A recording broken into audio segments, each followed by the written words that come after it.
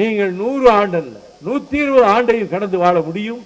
உங்களுடைய உடல் வாகு அதற்கு ஏற்க ஒத்துழைக்கும். அப்படிப்பட்ட நேரத்தில் நான் உங்களுக்கு பக்கபலமாக, திராவிடர் கழகத்துக்கு நீங்கள் எடுக்கிற முயற்சிகளுக்கு பக்கபலமாக இருப்போம். எங்களை பொறுத்தமட்டில் நாங்கள் பேரம் பேசாமல், இத்தனை இடம் இந்த தேர்தலில் வரும், இதில் பங்கு, ஆட்சியில் பங்கு என்று எந்த உளறலுக்கும் இடம் கொடுக்காமல் நாங்கள் திமுக அப்சல்யூட் மெஜாரிட்டியிலே ஆட்சி அமைக்கும், தனி பெரும்பான்மையிலே ஆட்சி அமைக்கும். அதில் எந்த சந்தேகமும் இல்லை.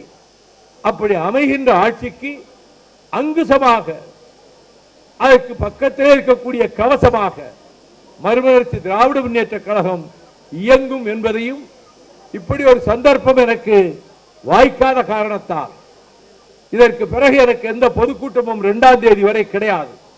ஆகவே இதையே நான் என்னுடைய வாழ்நாள் பயணத்தில் ஒரு முக்கியமான கடமையை ஆற்ற செல்வதற்கு முன்பு பெரியார் திடலிலே எனக்கு பேச வாய்ப்பு கொடுத்ததற்காக, எப்படி பாஞ்சாலங்குறிச்சி மண் ஓடி வந்த நாயை முயல் எதிர்த்ததோ, எந்த நெக்கட்டஞ்சாவல் மண் ஆயிரமாக வந்தாலும் அவர்களை எதிர்த்து தகர்த்ததோ, அதே உணர்வோடு அதே எண்ணத்தோடு மறுமலர்ச்சி திராவிட முன்னேற்ற கழகம், திராவிட முன்னேற்ற கழகத்திற்கும் திராவிடர் கழகத்துக்கும் பக்கத்துடையாக பக்க தோழனாக இருப்போம்.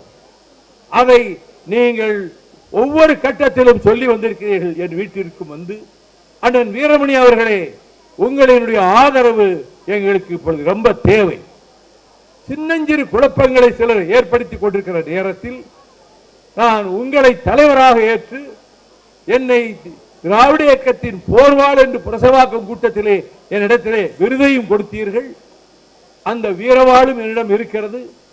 நீங்கள் எனக்கு கொடுத்த பாதுகாப்பும், நீங்கள் அறிவித்ததனால் திட்டுப்பாறையிலே நடைபயணத்தை நிறுத்தி வைத்துவிட்டு பெங்களூர் வழியாக சென்று ராஜ்யசபாவிலே ஓட்டை பதிவு செய்தவன் நான். அந்த வகையில் என்றைக்கும் நாங்கள் உங்களுக்கு பக்கபலமாக இருப்போம் என்பதை விட, நீங்கள் எப்படி சிறகுகளால் பறவை குஞ்சுகளை மூடி காப்பாற்றுகிறதோ அதே போல உங்கள் லட்சிய சிறகுகளால் திராவிட முன்னேற்ற கழகத்தையும் பாதுகாக்கிறீர்கள். எங்களையும் அந்த இடத்திலேயே வைத்து பாதுகாக்க நீங்கள் கடமைப்பட்டிருக்கிறீர்கள். தொடர்ந்து அந்த பெரியார் மையத்தை கேட்டபோது அடல் பிகாரி வாஜ்பாய் அனந்தகுமாரை கூப்பிட்டு, வைகோ வந்திருக்கிறார், அவர் கேட்கிற இடத்தை அவர்கள் பெரியார் மையத்துக்கு கொடுத்து விடு என்று சொன்னதற்கு பிறகு அப்பல்லோ ஆஸ்பத்திரிக்கு பக்கத்தில் ஒரு அற்புதமான இடத்தை குறைந்த கட்டணத்தில் அவர்கள் வழங்குவதற்கு அடியேன் ஒரு துரும்பாக பயன்பட்டேன். திராவிடர் கழக தோழர்களுக்கு அதை நான் இங்கே சொல்ல வேண்டியது என்னுடைய கடமை.